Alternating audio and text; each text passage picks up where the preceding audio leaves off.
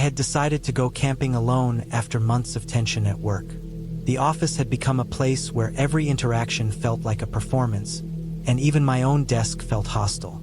I wanted quiet, nothing but the sound of wind and the occasional bird, a place where I could measure my own presence without interruption. I found a trail in northern Oregon, a path that climbed into the foothills of the Cascades, the kind of forest that looked untouched, where trees grew thick and the understory was dense with ferns and moss. The trailhead was almost hidden from the main road, a narrow gravel path that ended in a small clearing where cars could park, and from there it was a mile hike to the river bend I had chosen as my campsite. I had scouted maps online, measured distances, read trail reports, and packed enough for 3 nights, assuming I would need at least that long to feel truly alone. The hike in was silent except for the crunch of my boots on the damp earth. The air had the rich smell of wet pine, almost sweet, and the fog from a light drizzle the night before hung low, making the forest feel compressed, private, like I had stepped into a secret. My pack felt heavy, but it was steady on my shoulders, each step reminding me of why I had come. I passed a few small clearings with animal tracks, deer prints, and the occasional raccoon scratch on the bark of young trees. Nothing moved visibly, but I felt watched, not in fear, just in awareness. The deeper I went, the more the sounds of the road faded until I could only hear the trickle of the river through the trees. I arrived at my campsite as the sun was low, brushing the tree line with gold. The river ran in gentle curves, smooth water broken by occasional rocks and fallen logs. I set up my tent on a small flat stretch of sand and dirt, enough space for me and my gear. I chose a spot slightly above the river level in case of overnight rise, with a large fir tree leaning nearby to break any wind. I gathered kindling, built a small fire pit, and stacked wood carefully. The light of the fire mixed with the shadows of the trees, and I felt a rare sense of ease. I ate a simple meal from my pack and then settled near the fire, the warmth and smell of smoke filling my senses. Night came slowly, the sky darkening to a deep navy blue. The forest seemed to hold its breath, the small sounds of scurrying animals and distant water more pronounced in contrast to the silence. I crawled into my sleeping bag around 11:30, leaving the fire smoldering in case I needed light, and the last embers died quietly. Sleep came unevenly, punctuated by the occasional bird or the rustle of a small animal in the underbrush. Around 2:15 a.m., I woke. At first I thought it was a dream.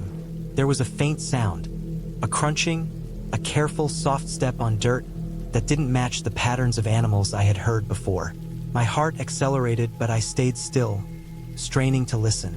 The steps moved slowly along the edge of the river, circling the clearing, careful, deliberate. Whoever it was, they knew I was here. I had double-checked my tent for any weak spots, any sign that someone could have approached unnoticed, and everything was intact. I reached for my flashlight, keeping it low, shining it on the perimeter just enough to catch movement. Nothing. I waited for what felt like an hour, though it may have been only minutes. The steps came again, lighter now, almost casual, circling, stopping, starting. Whoever it was, they were close enough to see me if they wanted, but distant enough to remain unseen.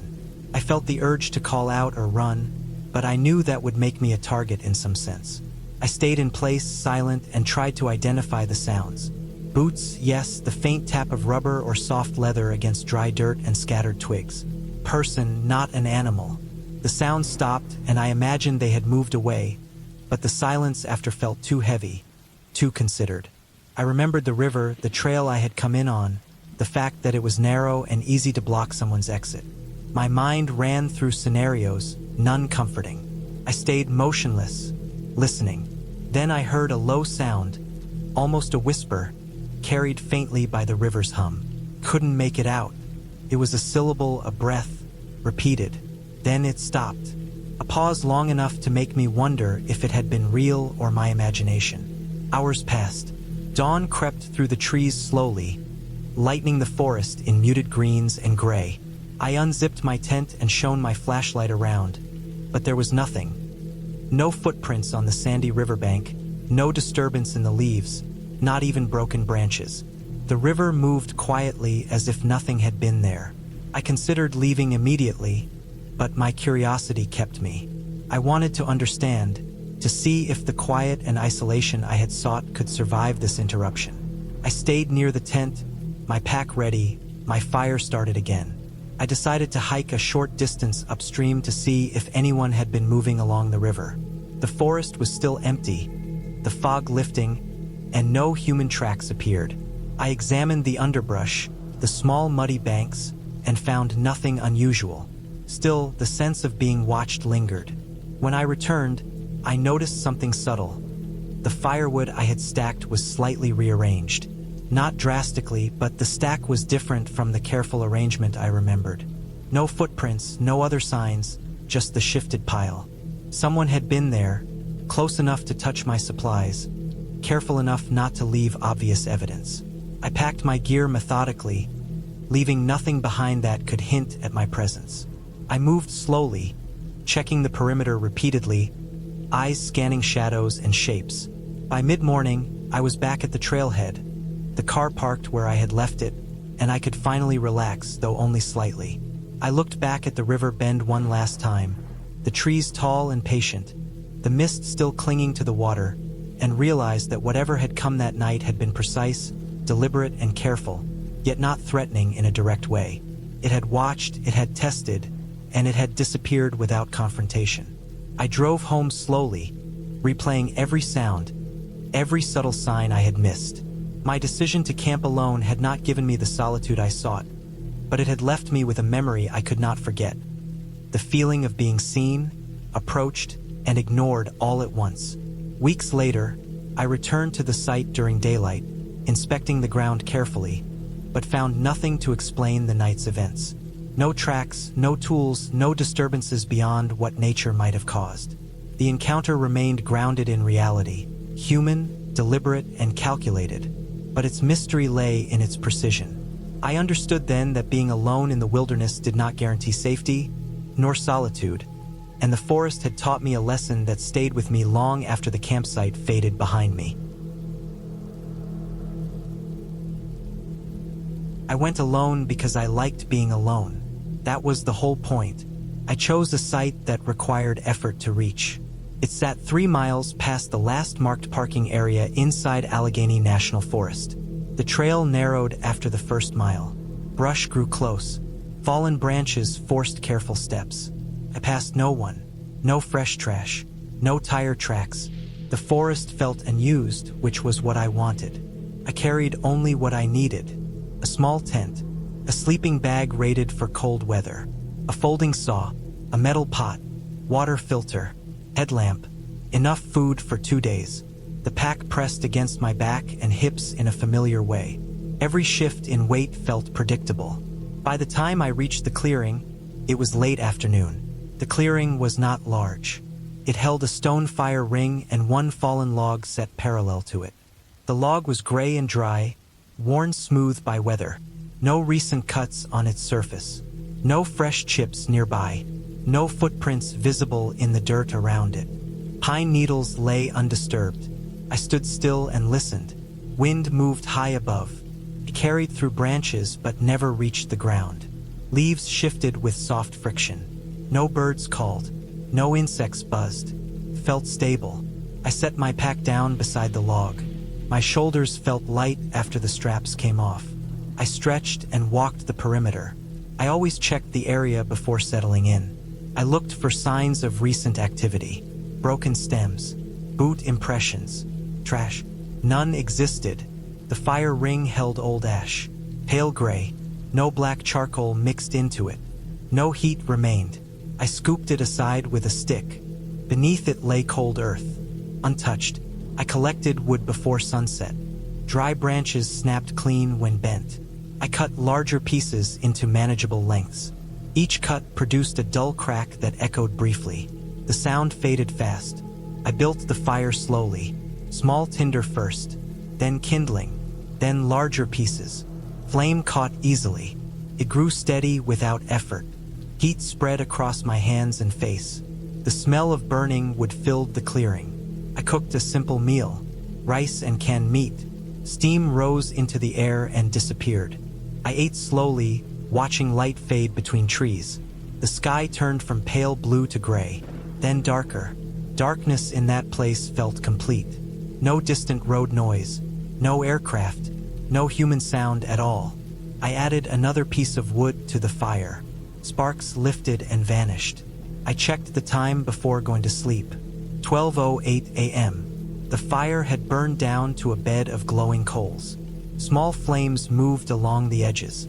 I did not add more wood. I never did. I always let it burn out naturally. It reduced risk. It left nothing active while I slept. I crawled into the tent and zipped it closed. The fabric felt thin but secure. My sleeping bag held warmth well. The ground beneath me felt firm and level. I lay on my back and watched faint orange light flicker through the tent wall. It dimmed slowly. My eyes closed. I woke suddenly at 3:03 a.m. No sound had woken me. No clear reason existed. My eyes opened with full awareness. The first thing I noticed was light. Orange light. It moved across the inside of the tent. My body went still. The fire was still going. That should not have been possible. I always let it burn out. I did not move right away. I listened. My breathing stayed shallow. My ears strained to catch anything unusual. Nothing came. I reached slowly toward the tent zipper. My fingers moved carefully. I opened it an inch. Cool air slipped inside. I widened the opening and looked out. The fire burned with steady flames. Not large, not small. Enough to produce constant light. Someone was sitting on the log across from me. Just sitting there, facing the fire, not moving. His back was toward me. His shoulders were rounded slightly forward. His hands rested near his knees. His clothes looked dark. No reflective material. No bright color. I couldn't see his face clearly. My chest tightened. My throat dried. Every muscle stayed locked in place. He did not move. He did not react. He sat as if he belonged there. My mind worked through possibilities. Another camper. Someone who had found the clearing. Someone passing through. But I had heard nothing. No footsteps. No branches breaking. No approach. The ground around the clearing was layered with dry leaves and sticks. Movement across it always produced noise. I had heard none. 30 seconds passed. Maybe longer. Time felt distorted. He stood up. The motion was slow and controlled. He rose to full height without hesitation. His posture stayed relaxed. He did not look at me. He turned away from the fire and walked into the trees. His shape passed between trunks and vanished into darkness. I never heard footsteps. No crunch of leaves. No shift of soil. Nothing. The fire continued to burn. I stayed frozen. My mind expected him to return. He did not. Minutes passed. The fire began to weaken. Flames shrank. Coals dimmed. Eventually, I crawled out of the tent. The air felt colder than before. I stood beside the fire ring and looked toward the direction he had gone. Darkness remained complete. My headlamp stayed off. I did not want to reveal my position. I looked at the log. Its surface showed no clear disturbance. No fresh marks. No visible impression. I scanned the ground. Shadows hid detail. I returned to the tent. I did not sleep. Morning came slowly. Gray light replaced darkness. The clearing became visible again. I stepped out immediately. The fire had burned down to ash. I walked straight to the area around the log. The soil was soft enough to hold impressions. There was only one set of footprints. Mine. They led from where I had gathered wood. They circled the clearing. They stopped at the tent. No other prints existed. I checked beyond the clearing. I searched the ground between trees. Nothing. No disturbance. No broken stems. No displaced leaves. Nothing showed that anyone else had stood there. I examined the fire ring. New wood had been added. One piece remained partially burned. It was thicker than the wood I had used before sleeping. I recognized it immediately. It had come from a pile 20 feet away from the fire. I walked to the pile. One piece was missing. I had not taken it. That meant one thing. He had added it. He had kept the fire alive. He had sat there and watched it burn. He had left without leaving visible tracks. The explanation formed slowly. The ground closest to the fire was dry and packed hard. Pine needles covered much of it. A careful person could step lightly and avoid leaving clear prints. He had approached from the direction where rock patches broke the soil. Those surfaces did not hold impressions. He had known how to move without sound. He had experience. He had control. He had watched me while I slept. I packed immediately. My movements stayed fast and efficient. I did not eat. I did not cook. I put everything into the pack without delay. Before leaving, I walked once more around the clearing. At the far edge, near a cluster of thick trees, I found something I had missed before. A flattened area, small, oval, pressed into pine needles. Not deep enough to leave clear shape, but enough to show pressure had been applied. Someone had stood there, watching the clearing, watching me, watching before I slept, watching after. He had never intended harm. He had kept the fire alive. He had not approached the tent. He had not touched anything else. He had simply been there, observing. I left the clearing and walked back toward the trail. Every sound felt sharper. Every shadow held weight. When I reached the parking area, my car sat alone. No other vehicles. No sign of recent arrival. He had not driven there recently. He had either walked for miles or lived somewhere inside the forest. Someone who knew how to move without sound. Someone who chose to remain unseen. Someone who had sat across from me while I slept and left without a trace. I drove away and never returned. I decided to go camping alone after the breakup. Months of shared space and constant negotiation had left me exhausted. I wanted to be completely alone, to measure my own presence without interference, to prove to myself that I could manage and survive without depending on anyone else. I drove for hours, leaving the highway behind, following a narrow forest road that eventually became little more than a gravel track. My destination was a small clearing I had found on an old map, tucked beside a creek in the northern reaches of the Cascades. The area had no maintained trails, no other campsites nearby, and the forest there was thick, with towering firs and dense undergrowth. I had prepared carefully, packing food, water, and extra layers, expecting cold nights and damp mornings, and I carried a compact but sturdy tent along with a small cooking setup. The hike in was quiet except for my boots against the forest floor. The smell of pine and wet earth was rich and heavy, a scent that seemed to fill my lungs and settle in my chest. The ground was uneven, moss covering roots and rocks, and I had to watch every step. Birds called intermittently, distant and cautious. I saw deer tracks and raccoon prints, but no animals themselves. The deeper I went, the more the world outside the forest seemed to vanish. Traffic sounds disappeared. Faint hums of civilization vanished, leaving only wind moving through the branches and the occasional crash of something large in the underbrush. I felt aware of every detail: the tilt of a tree, the pattern of moss on a rock, the uneven shape of a fallen log, and I felt a deep, focused presence that only comes when the world narrows to what is directly in front of you. I reached the clearing as the sun dipped behind the ridges, painting the forest in soft gold and shadow.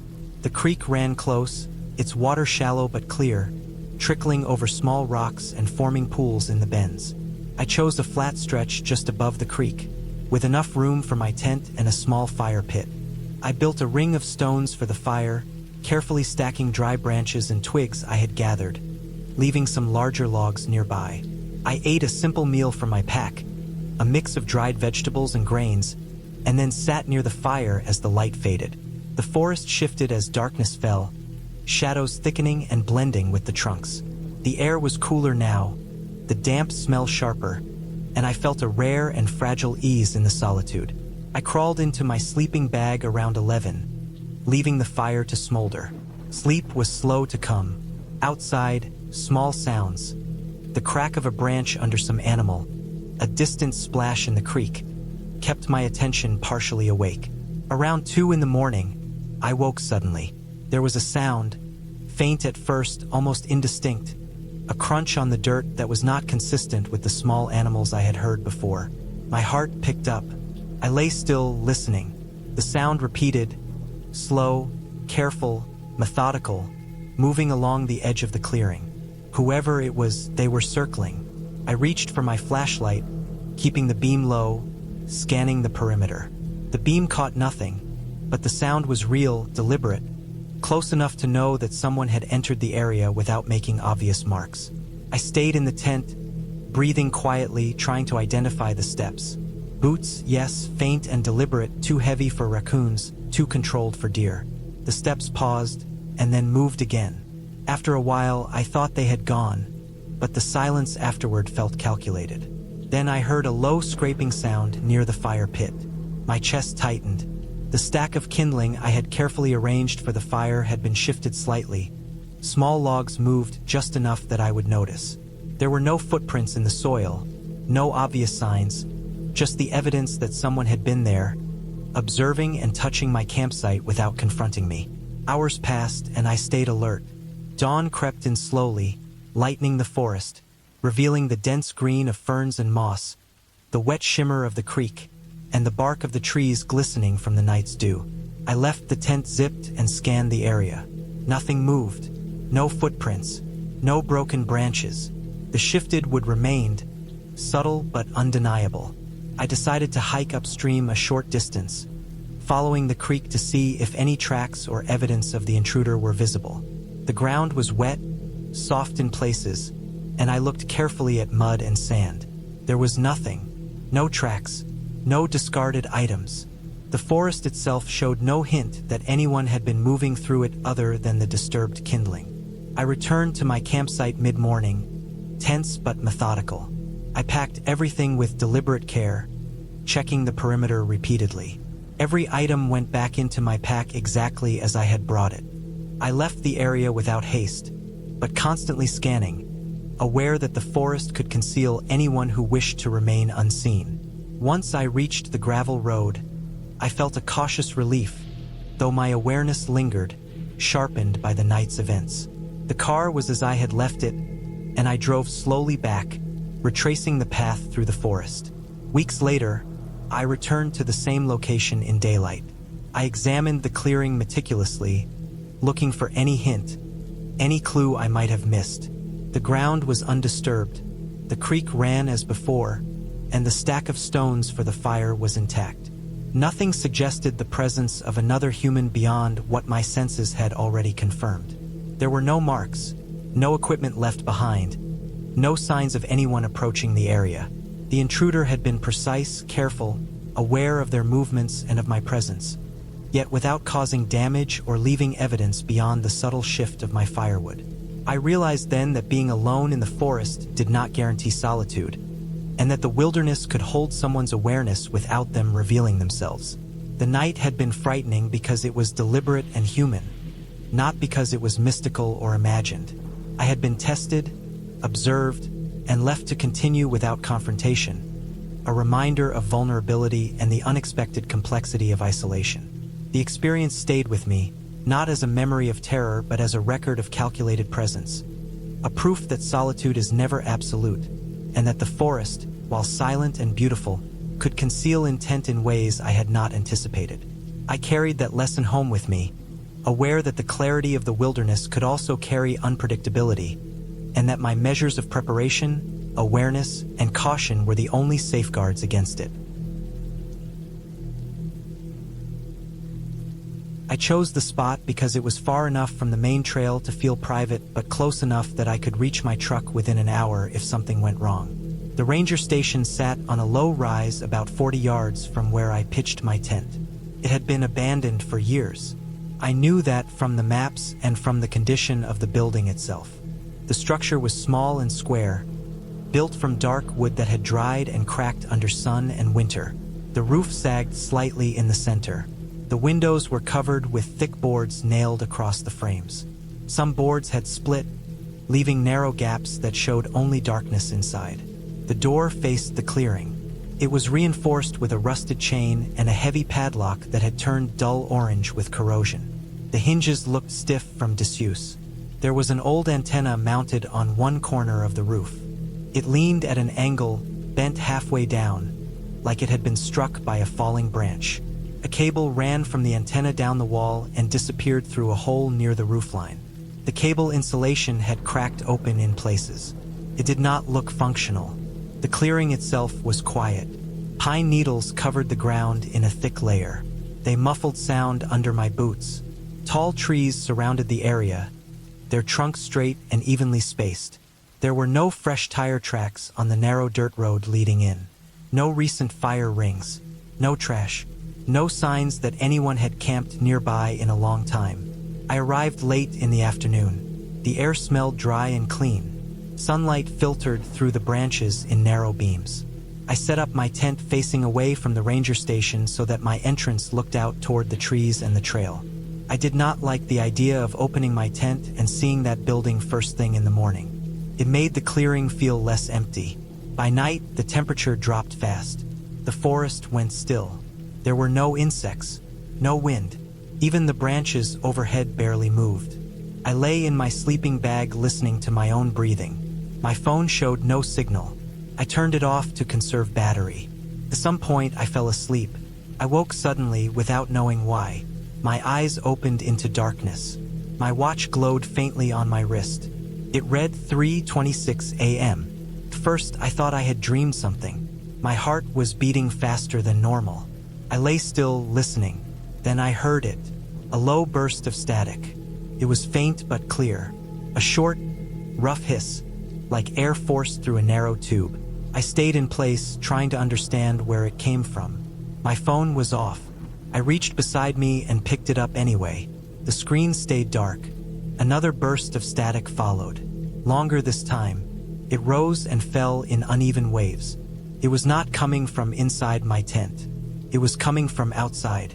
I unzipped the tent slowly. The zipper teeth made a soft grinding sound. The air outside was colder than I expected. My breath formed a thin cloud in front of my face. The static continued. It came from the direction of the ranger station. I stepped out and stood upright. Pine needles shifted under my boots. The sound stopped for a moment. Then it returned, sharper now. I moved closer to the building. With each step, the sound became clearer. It had a pattern. Static, then silence, then a faint murmur underneath. The murmur was low, almost swallowed by the static itself. It had the rhythm of a human voice, but I could not make out any words. The door was still chained shut. The padlock hung in the same position as before. The boards over the windows had not moved. The static came from inside. I stopped about 6 feet from the door. The murmur continued. It rose slightly, then faded. The static cut in again. I took another step forward. The sound stopped immediately. The silence felt heavy, complete.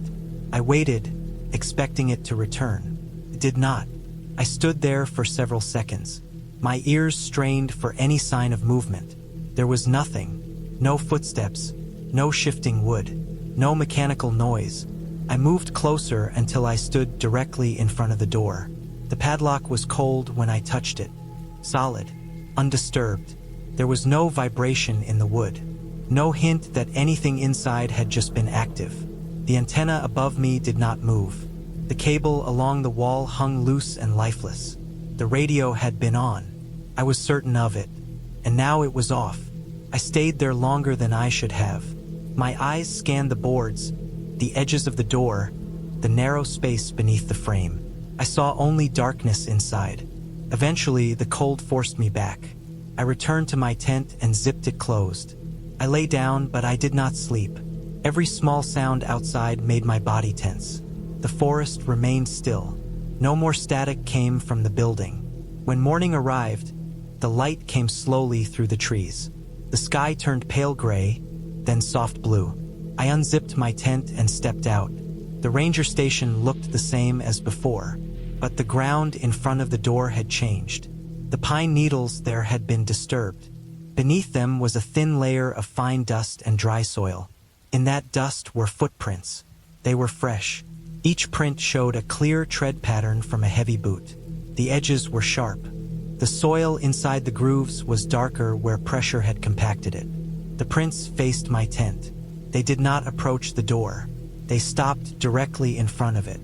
The depth of the impressions showed that whoever made them had stood there without moving for some time. The heels had sunk deeper than the toes. The soil had compressed evenly. I counted 6 distinct prints from one foot and 5 from the other, overlapping slightly, as if the person had shifted their weight but remained in place. They had been standing there, facing my tent. I looked around the clearing. There were no other prints nearby, no tracks leading away across the pine needles. Then I noticed something behind the building. The ground there was more exposed, less covered by needles. A faint trail led into the trees. The soil was disturbed in a narrow line. I followed it a short distance. More footprints, same tread pattern. They led away from the ranger station and disappeared into thicker forest. I felt exposed standing there. I packed my gear faster than usual. Every movement seemed louder than it should have been. I checked the clearing one last time before leaving. The ranger station remained silent. When I reached my truck, I examined the road. About 50 yards away, partially hidden by brush, I saw tire tracks that had not been there the day before. They were shallow but recent.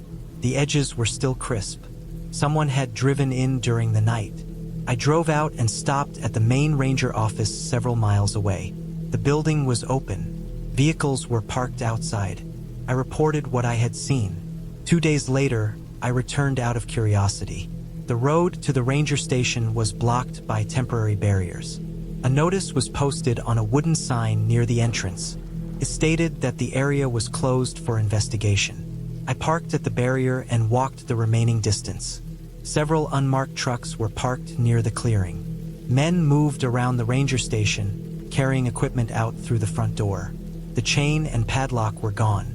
They removed a large radio unit first. It was mounted inside a metal frame. Wires ran from the unit to a battery pack that looked newer than anything else in the building. The battery casing was clean, no rust. They carried out a folded sleeping bag next. Then plastic containers filled with food wrappers, empty water bottles, and supplies. The antenna cable had been repaired. Fresh insulation covered the cracked sections, connected directly to the radio unit. Behind the building, the faint trail I had seen was clearer now. It led to a concealed area between 2 large trees where tire tracks were visible beneath loose branches placed to hide them. I returned to my truck and left. Weeks later, I read a report posted online by the Park Service. It explained that the abandoned ranger station had been used by a poacher to monitor ranger communications. The radio inside was tuned to park frequencies. The person had used it to track ranger movements and avoid patrols. The station provided a hidden vantage point with access to power from portable batteries. The report included photographs of confiscated equipment. One image showed the exact radio unit I had seen being removed. Another image showed boot prints beside the station door. The tread pattern matched the prints I had seen in the dust. The person had been inside while I was outside. They had turned off the radio when they heard me approach. They had stepped outside after I returned to my tent. They had stood there, watching, waiting to see if I was a threat. They left before sunrise, taking their vehicle down the hidden path. The ranger station was sealed permanently after that. The antenna was removed. The door was reinforced with new boards. I never camped near abandoned structures again. I never ignored static in the middle of the night again, because I knew now that the radio had not been left on by accident. It had been part of someone's system, and that system had included me. Tyler and I had just finished our first year of college. The year had felt long in a strange way, passed fast on paper, but each week felt stretched. Classes, deadlines, noise, people everywhere. By May, I wanted distance more than anything. Not a trip with plans or hotels, just distance. Tyler wanted the same thing. He had always been that way. He liked open places, empty roads, and silence. We had talked about camping for months without choosing a location. One morning in early June, we packed the car without deciding exactly where we were going. That made it feel more real. We drove north until the roads stopped being paved. At first, there were gas stations and towns every few miles. Then fewer buildings. Then none. The highway turned into a narrow road with cracks running across it like veins. After another hour, the pavement ended completely. Gravel replaced it. The tires made a constant dry crunch that filled the car. We passed no other vehicles after that. The trees grew thicker. Taller. They closed in on both sides. The sky became narrow above us. Sunlight came through in thin lines that shifted as we moved. Tyler kept driving without hesitation. He always trusted direction more than I did. We found the lake by accident. It appeared between the trees on the right side, smooth and flat, reflecting the sky so clearly it looked like an opening rather than water. There was a small clearing beside it, just enough space for a car and 2 tents. He parked the car at 6:15 p.m.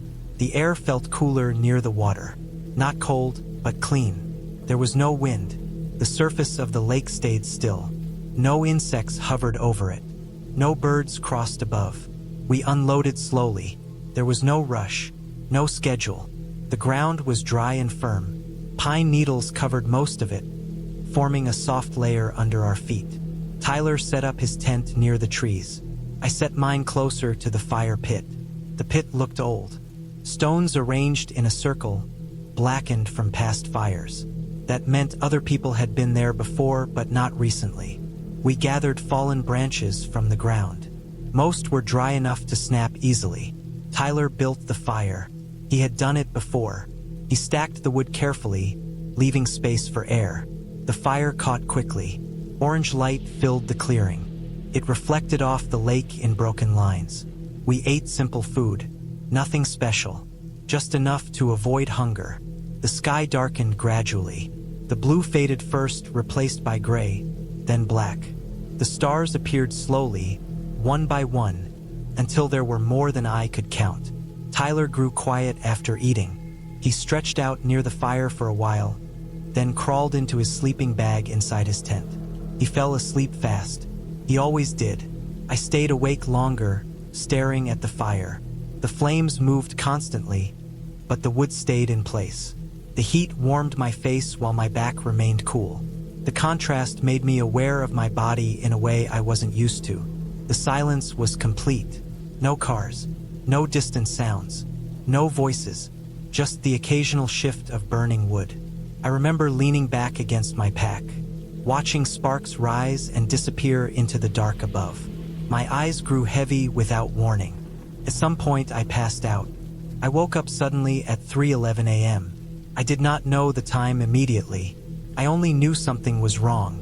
The cold had woken me, pressed through my clothes and into my skin. My hands felt stiff. The fire had gone out. Only gray ash remained in the pit. No glow, no heat. The clearing looked different without the firelight. The darkness was thicker. The trees formed a solid wall around me. The lake was no longer reflective. It looked like a flat black surface. I sat up slowly, disoriented. Then I looked over at Tyler's sleeping bag. It was empty. At first I thought he went to piss. That was normal. He would not have needed a flashlight. The moon provided enough light to move around. I waited. 10 seconds. 20. A minute. Nothing moved. I stood up and stepped toward the trees. My feet made soft sounds on the pine needles. I looked into the tree line. The darkness there was deeper than the clearing. Shapes overlapped. Branches blocked most of the view. I saw nothing. I walked around camp in a slow circle. The ground showed faint impressions where we had walked earlier. No fresh marks. No new tracks leading away. That was when I noticed something I hadn't before. His sleeping bag was zipped shut. From the outside, I froze. The zipper was fully closed, from bottom to top. The opening lay flat. No gap, no fold. He would have had to zip himself in after getting out. That made no sense. I crouched down and touched it. The fabric was cold. It had been like that for a while. I looked toward the lake. The surface was smooth. No ripples. No disturbance. It reflected nothing now. Just darkness. I walked closer to the shore. My shoes pressed into the damp soil near the water. I searched for footprints. There were none. The ground near the edge remained undisturbed. I stood there for a long time, scanning the area. My breathing sounded loud to me. Every small movement of leaves made me turn my head. Nothing appeared. I returned to the camp and sat near the fire pit. I did not try to relight it. My hands were too stiff, and I did not want to look away from the trees. Time passed slowly. Every minute stretched. My body stayed tense. My ears strained for any sound. I expected movement at any moment, but none came. At 5:02 a.m., I saw motion in the trees. A shape emerged from the darkness. Tyler stepped into the clearing. He moved slowly. His posture slouched. His arms hung loosely at his sides. He wore no shoes. His feet were bleeding. Dark streaks covered his toes and heels. Dirt clung to the blood. Pine needles stuck to the wounds. He walked past me without looking at me. He reached his sleeping bag. He unzipped it. He climbed inside. He zipped it closed from the inside. Then he lay still. His breathing became steady within minutes. I did not sleep again. The sky grew lighter. The trees became clearer. The lake returned to its reflective state. Birds began to move overhead. Morning came as if nothing had happened. Tyler did not wake until 11. When he did, he moved slowly. His face looked pale. His eyes seemed unfocused. He crawled out of the sleeping bag. His feet were worse in daylight. Cuts covered the soles. Some shallow, some deeper. Dried blood formed dark patches. Dirt had settled into the wounds. He did not react strongly to the pain. His expression remained flat. He checked his phone. It had no signal. He ate without speaking much. His movements remained slow. He didn't remember leaving. He didn't remember anything after midnight. At first, I thought he was lying, that he had gone exploring and did not want to admit it. But his condition said otherwise. He looked like someone who had walked far without awareness. I examined the area beyond the clearing later that day. About 30 yards into the trees, I found signs of movement. Broken twigs, disturbed pine needles, faint traces of blood. The marks continued in an uneven line, deeper into the forest. I followed them for several minutes. They formed a wandering path. No clear direction, no pattern, just movement without purpose. Eventually, the traces faded. The ground became harder, the pine needles thicker. There was nothing else. We left that afternoon. Tyler slept most of the drive. When we returned home, his feet required medical treatment. The cuts were serious enough to risk infection. The doctor asked how it happened. Tyler said he did not know. Over the next weeks, I researched what could cause it. Sleepwalking fit the facts. He had done it once as a child. His parents had mentioned it casually months earlier. He had walked into the kitchen while asleep and stood there without waking. Stress increases the chance. Exhaustion increases the chance. Unfamiliar environments increase the chance. All three had been present. Sleepwalkers can perform complex actions. They can walk long distances. They can unzip and zip objects. They can move without awareness. They rarely remember it afterward. His injuries matched that. Barefoot movement across rough forest ground. No hesitation. No protection. What disturbed me most was not that he walked. It was how far he had gone without waking, and how easily it had happened. He never went camping again. Neither did I. Not because of fear of anything supernatural, because I understood how fragile awareness really was. How easily a person could leave safety without knowing, and how close someone could come to disappearing without making a sound. I had planned the trip for weeks, wanting to escape the city and prove to myself that I could manage entirely on my own. The apartment I lived in felt suffocating. Every wall a reminder of routines and obligations I had grown tired of. I chose a small, overlooked state park in Northern California, one with dense forest and little human traffic. The trail to the campsite was narrow, almost overgrown, winding through old-growth redwoods and over moss-covered rocks. I carried a fully loaded pack, heavy but manageable, with a tent, sleeping bag, food for 3 days, and a small stove. My goal was simple: complete isolation, a test of endurance, patience, and presence. The hike in was slow, deliberate. The trail was littered with fallen branches and thick roots, forcing me to watch every step.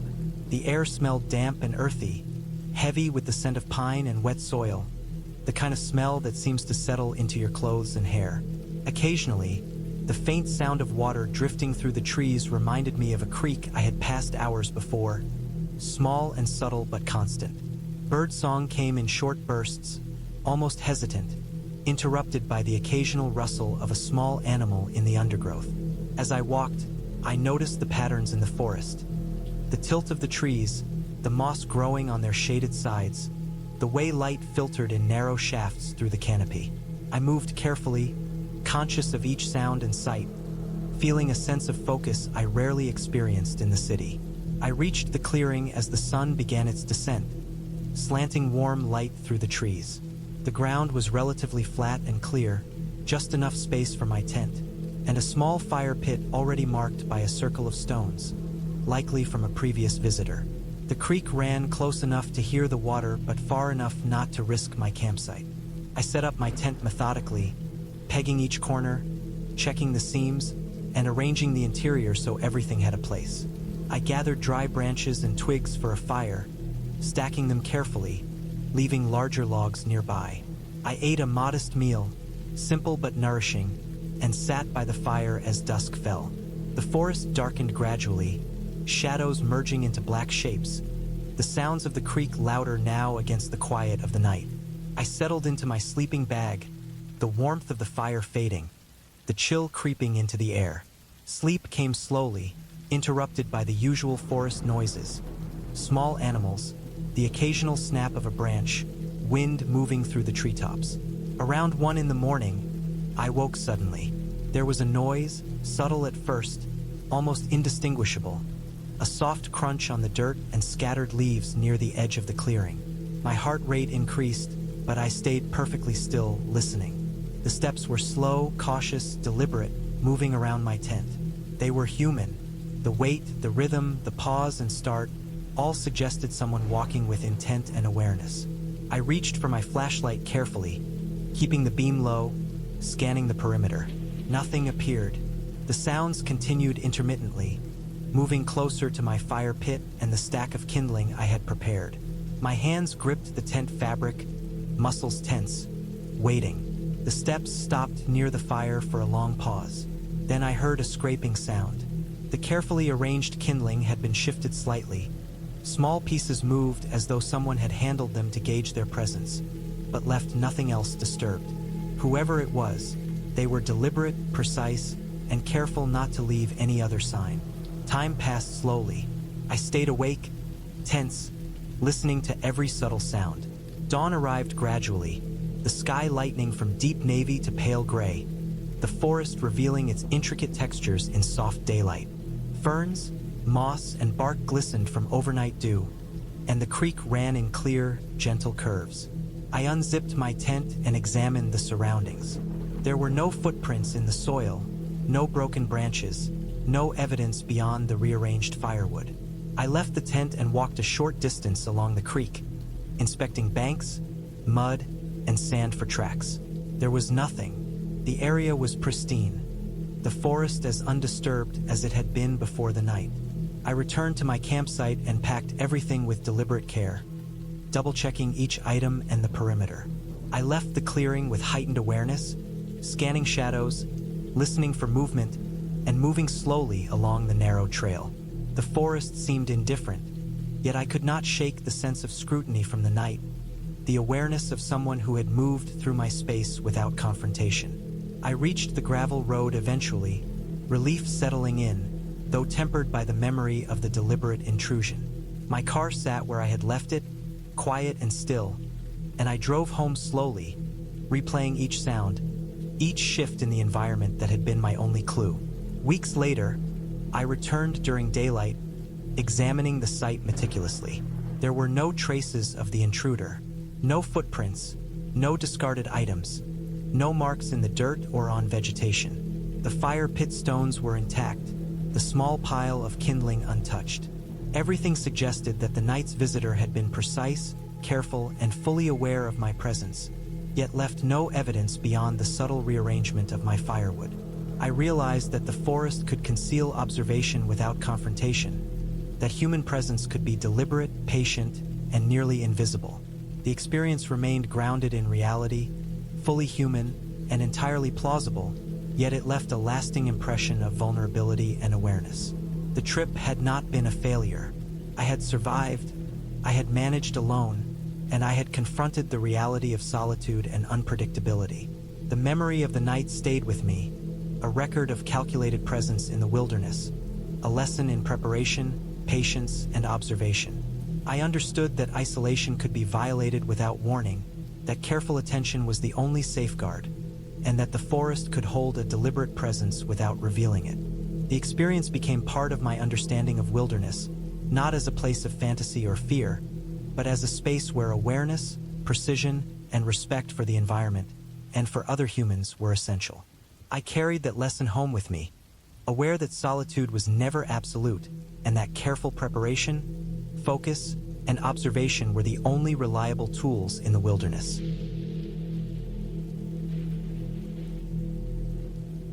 I had planned the trip for months, carefully choosing a remote section of the forest where I could truly be alone. After my divorce finalized, I needed to prove to myself that I could exist without anyone else's presence shaping my days. I wanted silence, the kind that pressed against your ears, and the forest seemed like the perfect place to find it. I arrived in the early afternoon, my backpack heavy with the bare essentials: tent, sleeping bag, stove, water, a few cans of food, and a small first aid kit. The gravel road ended abruptly, and I parked my car, stepping out into the sunlight filtering through tall pines and the occasional maple. The air smelled damp and sharp, with the earthy scent of decaying leaves and pine needles beneath my boots. I felt an immediate sense of relief, like the world I'd left behind was muted at the edge of this forest. The first hour was spent setting up camp, locating a flat clearing sheltered by thick trees on two sides. I cleared away some underbrush to create space for the tent and gathered dry twigs for a small fire. Everything was methodical, every movement deliberate. I laid out my sleeping bag, checked the stove, and stashed the food in a bear-proof container a short distance away. By the time the sun was low, the forest was painted in soft amber and shadows stretched long across the ground. I lit the fire and watched the flames catch and dance, the crackle and pop filling the empty air around me. It was peaceful, the kind of quiet that allows you to hear your own heartbeat, and I thought I could stay here forever, just existing in this place that felt untouched. As darkness descended, the forest transformed. Shadows deepened, merging with the night, and even the fire seemed dim against the vast blackness. Insects hummed faintly, and somewhere, a bird or small animal stirred. I felt the familiar thrill of solitude. I ate a simple meal from a tin can, warmed over the fire, and then retreated into my sleeping bag, feeling the heat from the fire seep into the fibers of the nylon. My watch read 1:14 a.m. when I woke. I was alert instantly, the hairs on the back of my neck standing on end. I couldn't place why, just that something was wrong. It started with a whisper, low and near the edge of hearing. At first, I thought it might be the wind shifting through the trees, but it had a cadence, a rhythm that didn't match natural sounds. The voice was strange, almost like mine, though not exactly. Same tone, same breathiness, but distorted, as if someone had been practicing how to mimic me. Came from outside the tent. My body stiffened, heart thudding against my ribs. The whisper was a single phrase I couldn't understand, a jumble of syllables that somehow felt like a deliberate attempt to communicate. It stopped suddenly, leaving only the crackle of the dying fire and the distant rustle of leaves. I stayed still, straining to listen, every sense heightened. After a few minutes, I heard the soft crunch of footsteps on the forest floor. They weren't hurried or chaotic, but slow and careful, circling the edge of my small clearing. The sound was faint at first, just beyond the firelight, but unmistakable. Each step seemed to carry the weight of someone moving quietly, deliberately, making sure not to break the ambient silence. My first instinct was to grab the knife I always kept within reach, but I resisted the urge to panic. Instead, I focused on breathing, listening. The footsteps moved away gradually, fading into the black. I didn't hear anything else. Morning arrived with a pale, washed-out light filtering through the trees. I stepped outside my tent, the dew wetting the ground beneath my boots. The forest was quiet now, but the feeling of unease lingered, like the air itself had been stretched too thin the night before. I examined the area around my campsite. The underbrush was pressed down in some places, as if someone had brushed against it. My fire pit was undisturbed, the small ash pile cold, but there were faint impressions in the dirt, footsteps. They circled the clearing in an almost meticulous pattern, not random, not careless. Whoever had been there had been cautious, patient, and familiar with moving without leaving much trace. I couldn't shake the feeling of being watched. Every shadow felt heavier, every rustle of leaves more deliberate. I packed up slowly, making sure nothing was left behind, and began hiking along a narrow trail I had scouted the day before. The forest seemed to close in as I moved. The paths I thought were empty now appeared to have faint traces of someone else's passage. Broken twigs, displaced leaves, faint scuff marks on the trunks of trees. My mind tried to rationalize it. Maybe another hiker, maybe an animal, but deep down I knew the difference. Footsteps in the night sound differently than animal movements, deliberate and thoughtful, like someone aware of their environment. By late afternoon, I reached a ridge overlooking a small valley. The sunlight fell in golden streams, illuminating the mist that hovered over a river snaking through the trees. I paused, trying to regain composure, letting the beauty of the forest distract me from the paranoia gnawing at my mind. I decided to set up camp again for one last night, far from the clearing. This time I picked a spot on higher ground, partially shielded by rocks and thicker foliage. I prepared a smaller fire and ate sparingly, constantly scanning the forest's edges, aware of every snap of a branch, every whisper of wind. The night passed without incident, though I never fully relaxed. Sleep came in short, fragmented bursts, each time awakened by imagined movements or the sensation of being followed. When dawn arrived, I packed up and headed back to the road, my pace quick but cautious.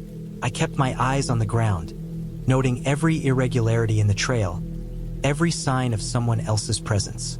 I never saw anyone, never caught more than a glimpse of something moving in the distance, always vanishing before I could focus on it. Back at my car, I sat for a long time, engine running but idle, staring at the forest I had just left.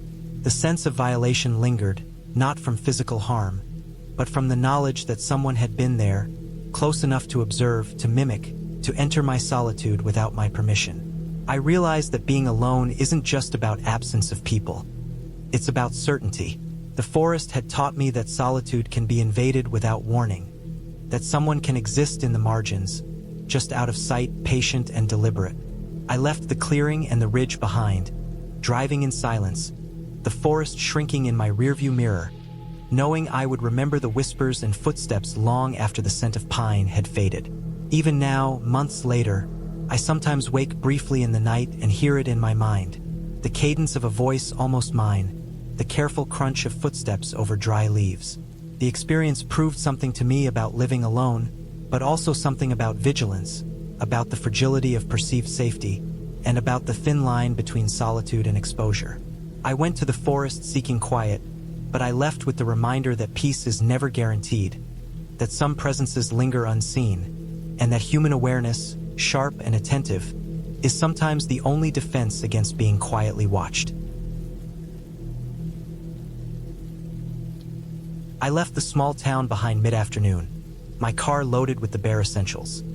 A tent, sleeping bag, stove, some dehydrated food, water, and a heavy pack I could barely lift onto my shoulders.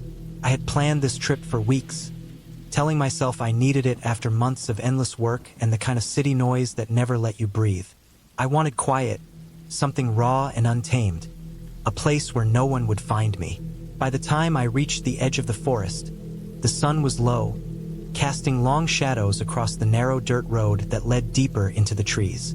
The forest smelled of damp earth, pine needles, and the faint, sweet rot of fallen leaves. I parked at a small clearing that might have once been a logging site. Rusted signs warned against camping, but they were bent and faded, barely legible. I didn't care. I wanted to disappear. The first hour was spent hiking off the road, carrying my pack over roots and loose stones. The trees grew taller and denser, the underbrush thick with brambles. Small streams crossed my path, the water cold and clear. I stopped twice to refill my water bottle, crouching on slick rocks while listening to the faint rustle of movement in the distance. Birds called intermittently, sharp and isolated, and every so often I thought I heard something heavier, maybe a deer or a fox, moving through the shadows. I tried not to think about it too much. The forest had a way of making normal sounds feel charged, alive in a way that kept me on edge. Eventually, I found a flat spot near a cluster of pines, a small rise that overlooked a shallow valley. The ground was firm, covered with pine needles, and there was enough space to pitch the tent without brushing against branches. Setting up camp took longer than I expected.